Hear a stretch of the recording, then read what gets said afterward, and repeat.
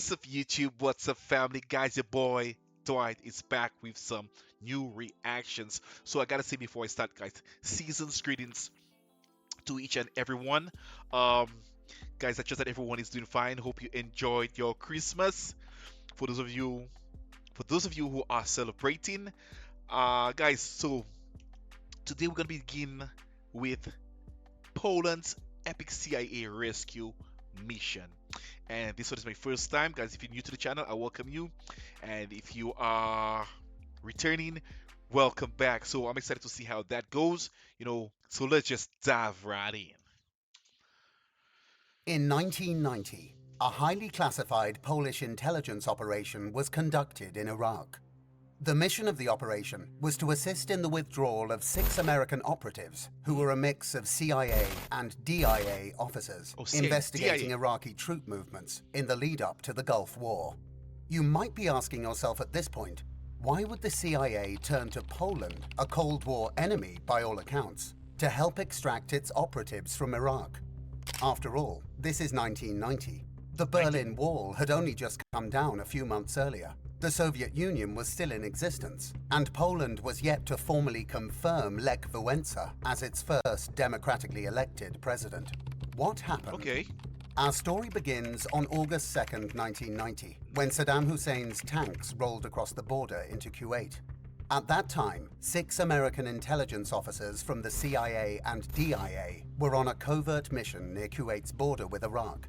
And as the Iraqi army advanced, they found themselves on the wrong side of the front line. Ooh. However, since they did not have diplomatic cover identities, they could not seek assistance from the US Embassy. What made matters worse is that their mission was highly sensitive. According to both Polish and US sources, these American officers were investigating the movements of Iraqi troops in the lead-up to the invasion of Kuwait. Without other options, the 6 American spies fled to Baghdad, along with hundreds of other foreigners. They moved from place to place, trying to stay ahead of Iraqi intelligence, but their predicament quickly became very dangerous. Despite not being taken hostage or directly threatened by the Iraqis yet, the group was in significant danger of being caught. The severity of the situation and potential fallout from a group of CIA and DIA operatives being caught in Iraq grabbed the attention of senior US government officials. The issue was discussed in meetings of the National Security Council, and the then CIA Director William Webster was asked to keep the White House informed of every development in the operation. What made things worse is that the CIA was caught in an uncomfortable situation, as without their own resources on the ground, they needed to rely on allies to help in the extraction of their assets.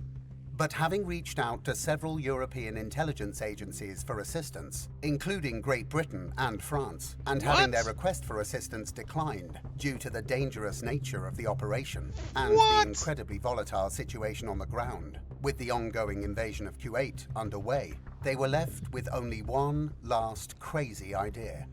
Poland. By all accounts, a bitter Cold War enemy would draw less suspicion. The choice to involve Poland also made sense for another reason. There were several thousand Polish citizens working on construction projects in Iraq, allowing Polish intelligence operatives to move more inconspicuously. Nice. This was a crucial factor in successfully getting the 6 American officers out of Iraq undetected. What happened next was as daring as it was insane.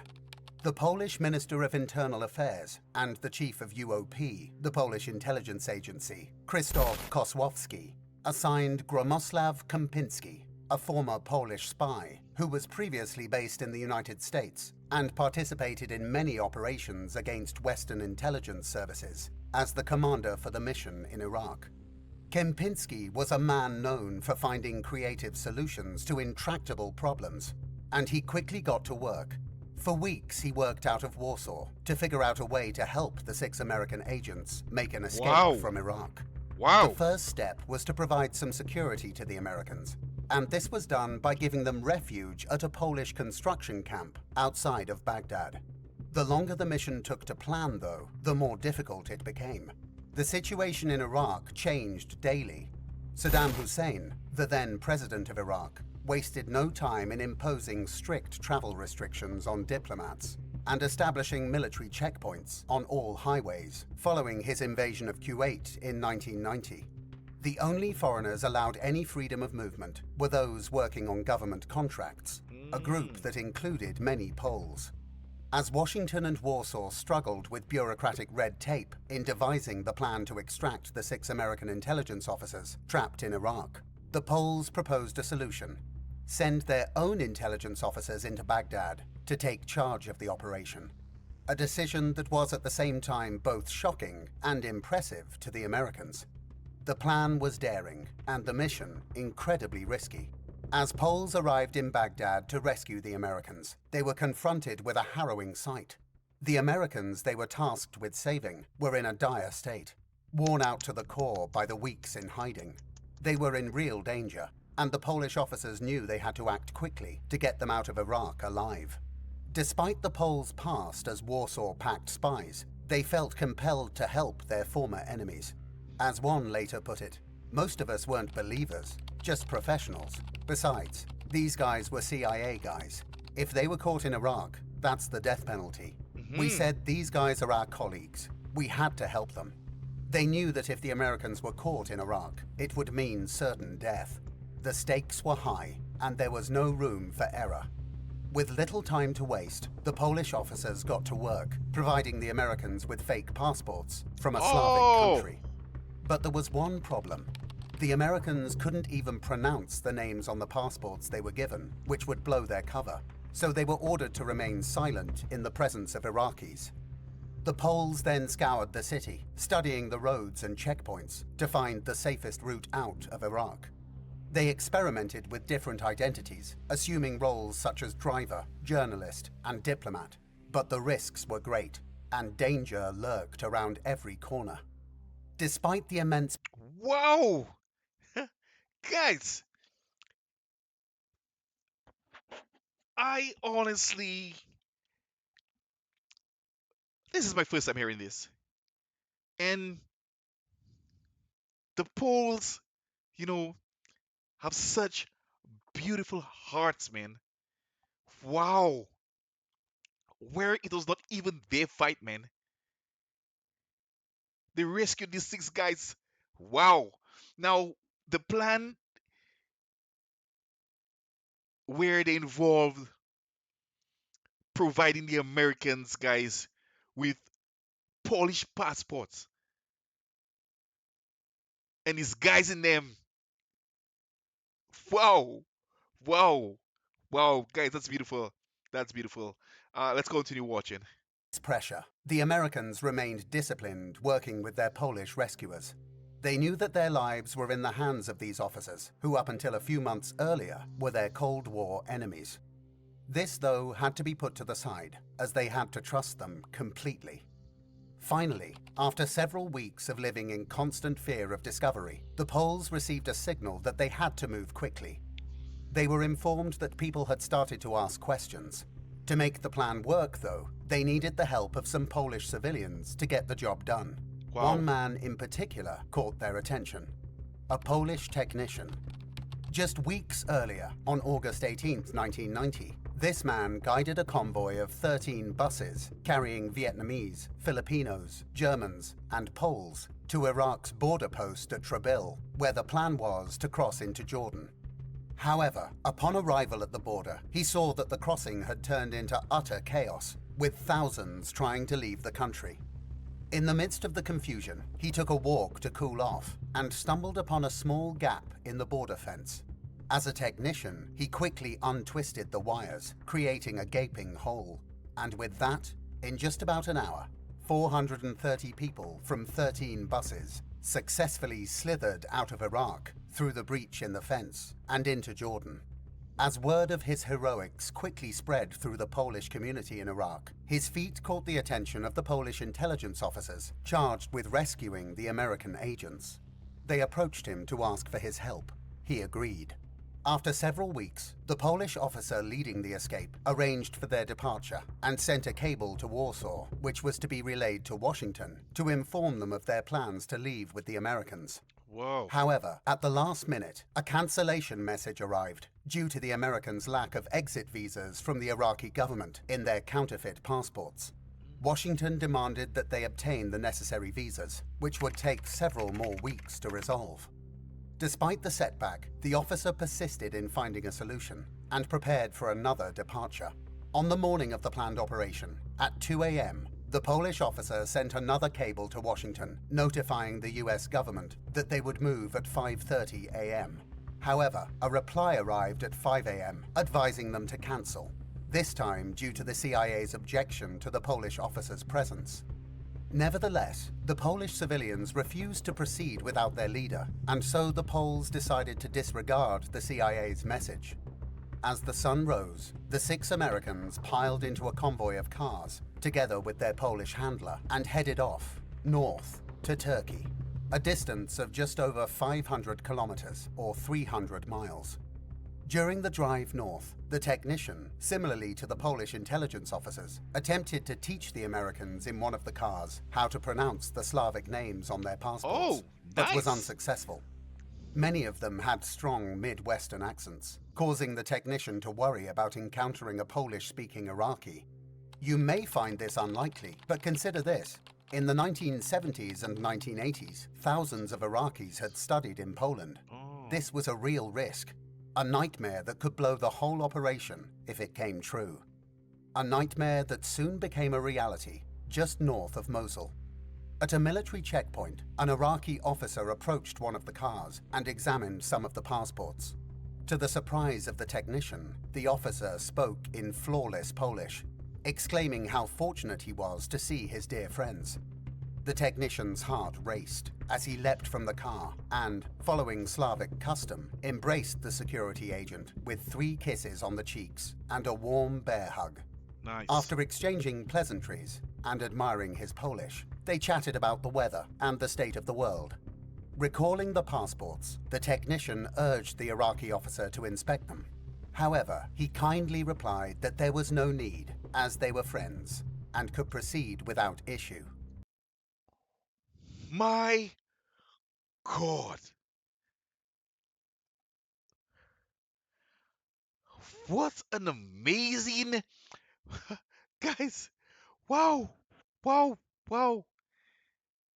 That's a technique, man.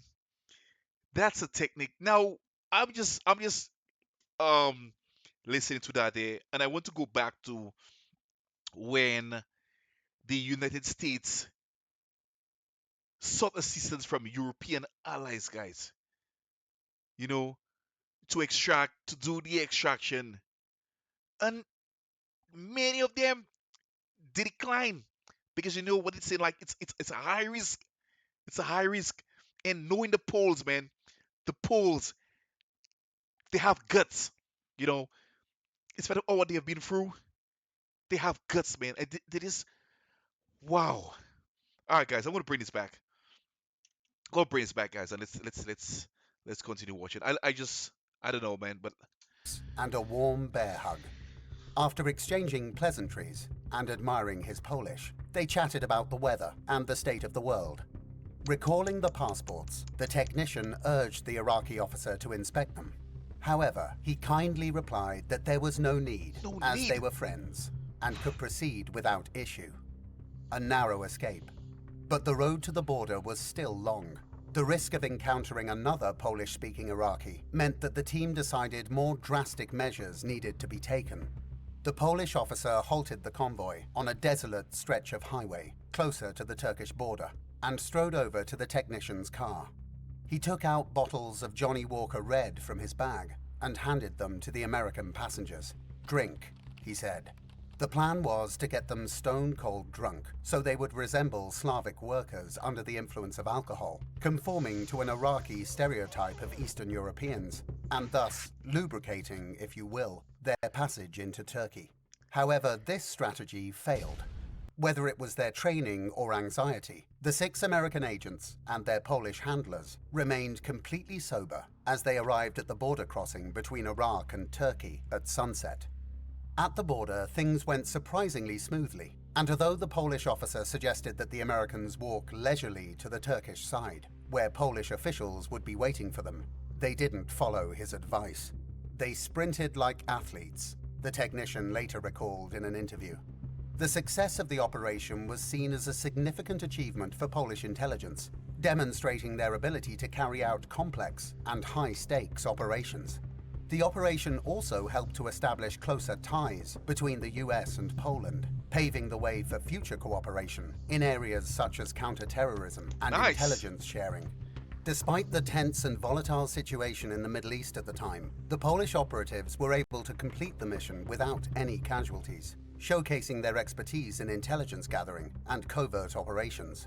In addition to rescuing the 6 American operatives, the Poles also obtained secret maps of military installations and crucial points in Baghdad that proved vital for Operation Desert Storm.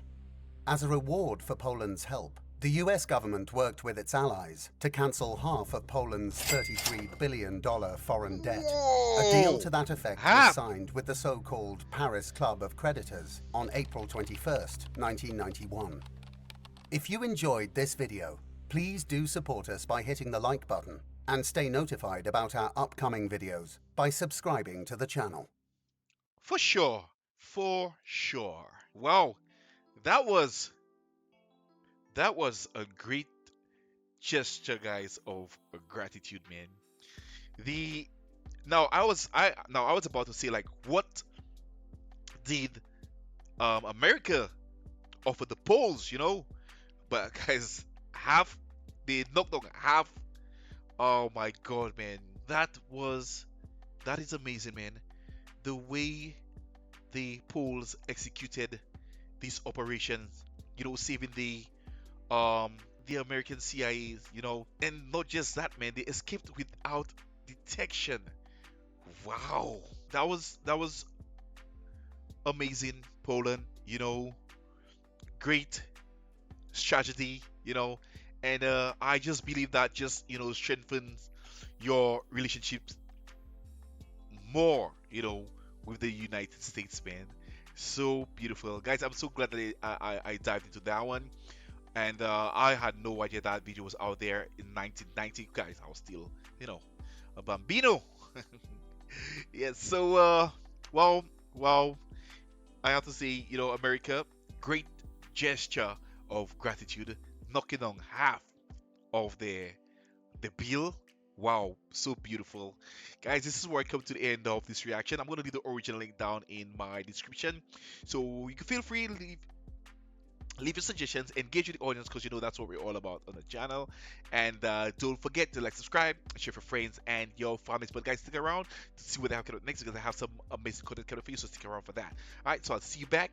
Have yourselves a wonderful day. Stay safe out there, guys, and don't forget to share the love, not the hate. Peace out. Till next time. I love y'all.